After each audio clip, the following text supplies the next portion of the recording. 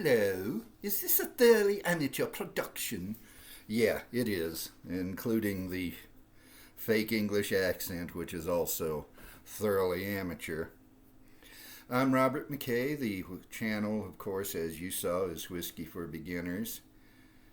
And I saw, I think it was last night, I'm up to 49 subscribers. I have never had that many subscribers before.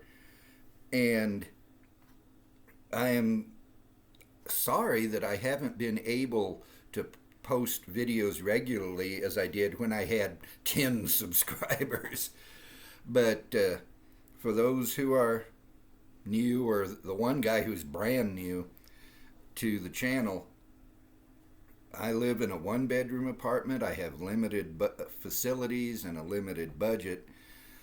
And I have to work around my wife's schedule as she works around mine.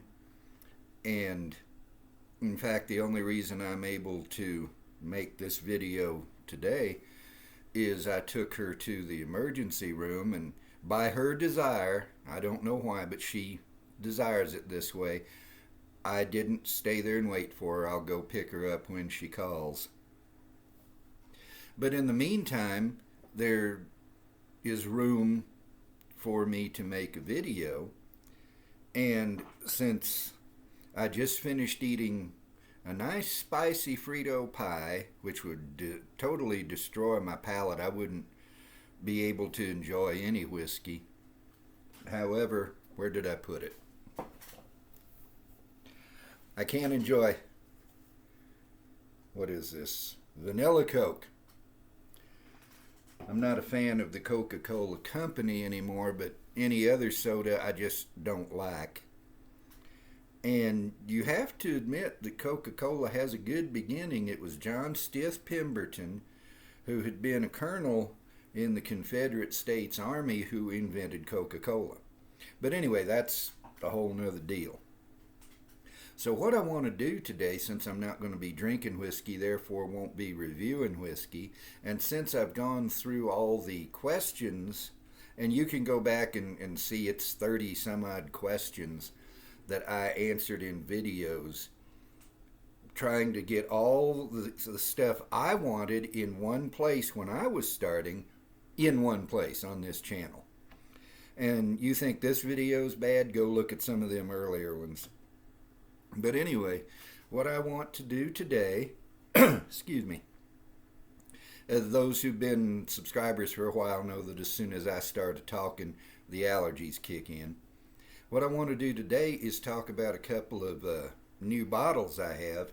One of them I've already had a glass of, not from this particular bottle. I got this today as a backup. This is Oregon Spirit. See if you can get a good look at the label. Wheated, there, it's upright. It's Oregon Spirit Wheated Rye. And that's something I had never heard of before till I saw it on the shelf at Total Wine. And the only place I've ever seen Oregon Spirit is at Total Wine. And it's a legitimate distillery in Bend, Oregon. They make stuff that ain't even whiskey, which disappoints me, but you know, there are other spirits out there, even if I'm not interested in them much. But the only place I've seen Oregon Spirit anything is at Total Wine. And this wheated rye is something they did specifically for Total Wine. And I heard from someone at the distiller last night, because I'd contacted them and complimented them on the stuff, that it's a limited release. They're not planning on doing it again, so I went and got a second bottle, which I never do. And the only other thing I've ever had 2 bottles of at one time is Balcones Texas Pot Still Bourbon. And that's just because they don't make it anymore. They quit making it about a year ago, I think it was. And at the time, they had 2 years' supply in the barrels.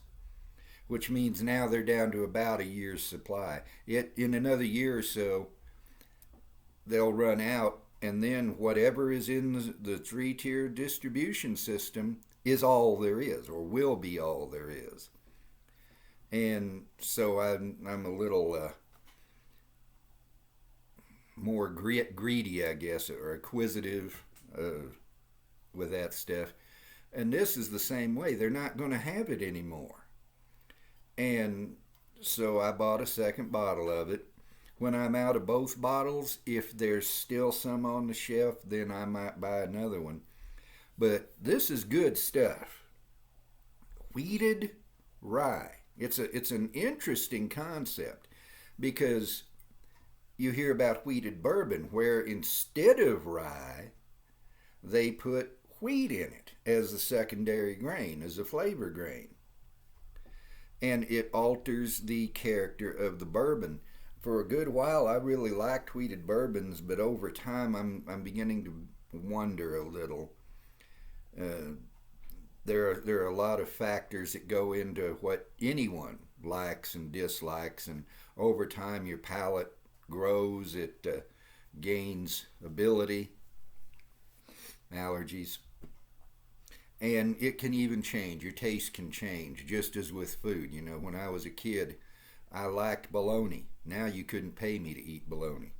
Same with eggs. I liked them. I loved them. And now I can't stand the taste. And so a palate can change with whiskey. And I think mine might be doing that with wheated bourbon. But this wheated rye is good. And when you do wheat right, I like it because it gives a eucalyptus minty type of note. I noticed that in Oregon Spirit wheat whiskey, in their bourbon, which is a 4-grain mash bill. It has rye and wheat.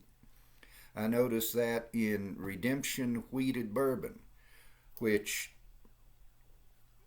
got kind of musty as the bottle went on, and I don't think I'll buy another bottle of that. I will buy Oregon Spirit wheat whiskey and probably the bourbon too. And this stuff is good. I would keep on buying it forever if it was going to be around forever.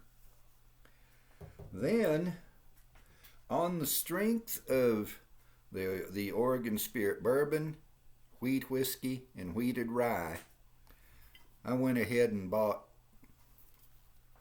do the same thing for this as I did for the other. Try to get a good shot of the label. A bottle of their rye whiskey. Now, I'm a bourbon guy. I'm not a rye guy, but occasionally I do like a good rye whiskey. Hard Truth has got a couple of really great ryes. The Sweet Mash Rye, which is 100 some odd proof, and the Hard Road or High Road Rye, which is 93 proof.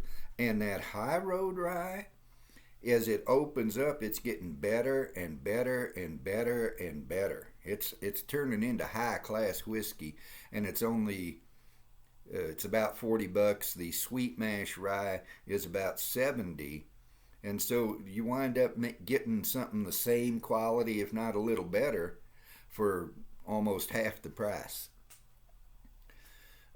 I like Sagamore Spirit Rye, and it's been a while since I had any of their stuff. I need eventually to get back to it, but so much whiskey, so little time, and in my case, such a limited budget, which means limited storage space.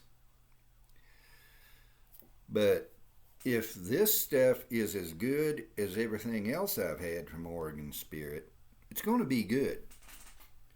Now, I can't say anything from experience about this rye whiskey because I've not had it. I'll open this bottle.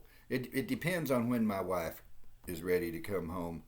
I'm not going to drink until she's home because I'm not going to drive having drank. I ain't going to do myself or others that way. But this is the next up in the lineup for opening the bottle, and we'll see what it's like. And if I have anything to say about it, Oregon Spirit will decide to go ahead after all and keep making the wheated rye. But we'll see. Distilleries tend to do what they think is right. And you have to understand about a distillery. With a car manufacturer, you can look, say, 2 years ahead, design a car to fit what you think people are going to want in 2 years. With a distillery, if you're aging it the minimum time necessary to be a straight whiskey, that's 2 years. Minimum time to be a straight whiskey. If you're looking at a more average time, you have to plan out for 4 years or 6 years. And most distilleries want to keep some of their whiskey aging on so that they can release barrel proof and single barrel and older whiskeys like, you have Pappy Van Winkle, which is up to, I think their oldest is 23 years, and I've never seen a bottle of Pappy, and I never will. I don't know if it's that good as far as the whiskey itself goes, but it is one of the hardest whiskeys to find anywhere. But you're looking out 20 years. Well, you may start working for the company and retire before the whiskey you laid down gets into the liquor store. You're talking a long time. You look at Jimmy Russell. He's been at Wild Turkey for 70 years. And he is one of the rare people who has been able to see old whiskey go into the barrel and then go into the bottle, the same whiskey. Most people, they're laying down stuff that they know their children or even their grandchildren will be around to see go into the bottle. So what Oregon Spirit is going to do, what they're looking at years into the future, I don't know. And distilleries have to think that way. It may be, after all, that most people are not going to enjoy a wheated rye. I do, at least this one. And I wish more distilleries would try things like that. You get reviewers, they talk about craft like it's an evil thing. Jack Daniel's started as a craft distillery. Jim Beam started as a craft distillery. Quit dumping on people because they ain't been around 100 years. Everybody started small. Everybody started with young whiskey. Everybody did. And to sneer at craft is stupid. And yes, I'm a little exercised about this, and I'm off the subject of the video. I know that. But people are not thinking, and that always irritates me. There are some of these distilleries that have been around so long that haven't been crafted in so long they've forgotten how to innovate. It takes somebody else coming up with an idea and making a good deal of it before these people will get off their butts and do something different. Oregon Spirit tried a wheated rye. Far as I know, nobody else has, and if this is just a one-time thing and it goes away, maybe nobody else ever will. I hadn't thought of it, but I'm not a distiller. If you can have a 4-grain bourbon, why can't you have a wheated rye? If you can have a wheated bourbon, why can't you have a wheated rye? For that matter, if you can have a multi-grain mash bill in corn whiskey, bourbon, rye, why can't you have a multi-grain mash bill that's a majority barley? What made American whiskey different and special is innovation with the mash bill, a variety of grain in the mash bill.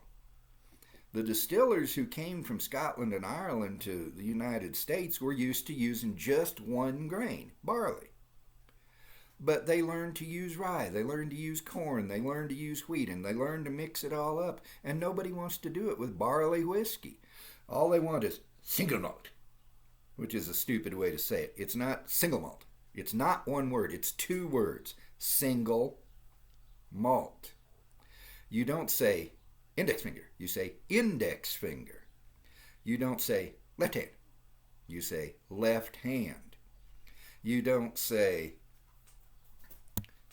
yellow paper. You say yellow paper. Single malt. But even that's a dumb way to say it in the States. We're not Brits. Why are we talking like Brits? And so many people do. Barley whiskey. All single malt means is it's 100% barley mash bill from one distillery. That's all it means. It's all it's ever meant. So why not take, say, 80% barley, 10% rye, 10% corn. I'm just coming up with figures there. You've got 100% there. Why not try that? See what it tastes like. Run it off on a small still, a gallon still. See what the stuff tastes like. Try 80% corn, 20% barley. Try 51% barley, 49% corn. 51% barley, 49% rye. Experiment. See what you can do with barley. There's more to barley than imitation Scottish and Irish whiskey. But yeah, as I already acknowledged, that's off the subject. But this wheated rye gets you thinking. And it really intensified what I was already thinking on that. And so with that, I didn't even think to grab a Glencairn. If you'll hold on just 1 second, stand by one.